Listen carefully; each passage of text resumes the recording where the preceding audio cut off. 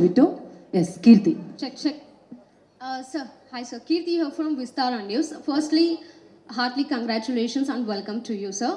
What inspired you to your favorite Kannada music director and what makes you to stand out of their composition? One of my main inspirations is my mom.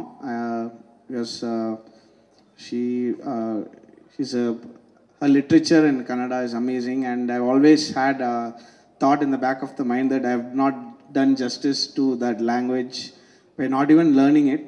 For me, this is like a gift that you've given. So I always wanted to do films in all languages, and it will be an opportunity for me to understand the culture.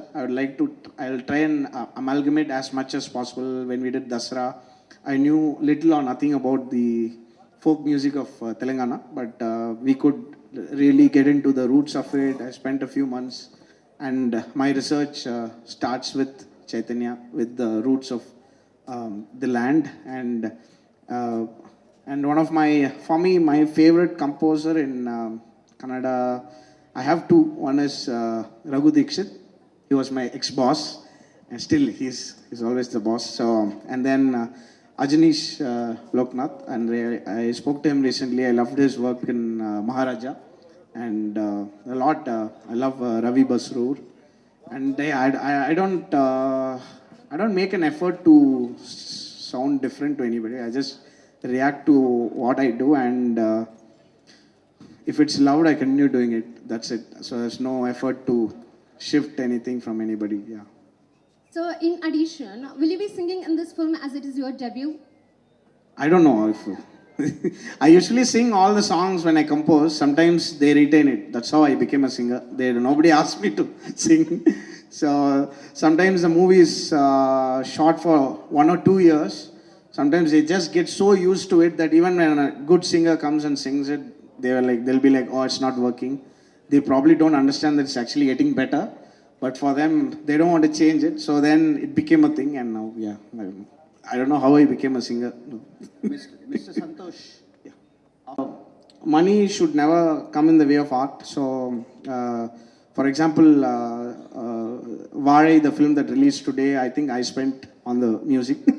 So, I really don't look at numbers. If the script excites me, and even when I worked on Kalki, I had a long script narration, and then of course I was very, very grateful for the opportunity, but I should be able to deliver though. So every film that I work on, irrespective of the size, involves script narration, and there's little or no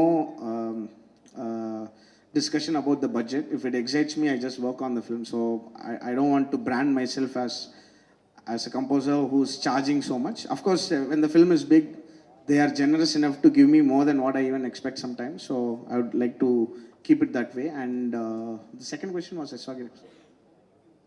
Tunes, yeah. Mr. Chaitanya has to decide that. I'm ready to. We surrender. How I work is I surrender myself to the film, and it's more or less, I become the voice of the script and the director. So whatever it takes, yeah. I think there'll be quite a few tunes. There are a few songs in this film which will go very rooted, and I want to keep, because he has already established that it's set in the 80s, 90s, so there'll be a lot of rooted sounds that you hear, and there'll be a lot of research going on, and I'm very sure that I'll not let you down with the roots of your land. I'll definitely do justice to it, and we have a great team, and it'll go through a lot of layers of critique, and I want to present your music in the way that you would want to hear it, with my compositions on it. That's the idea. Hopefully you'll deliver.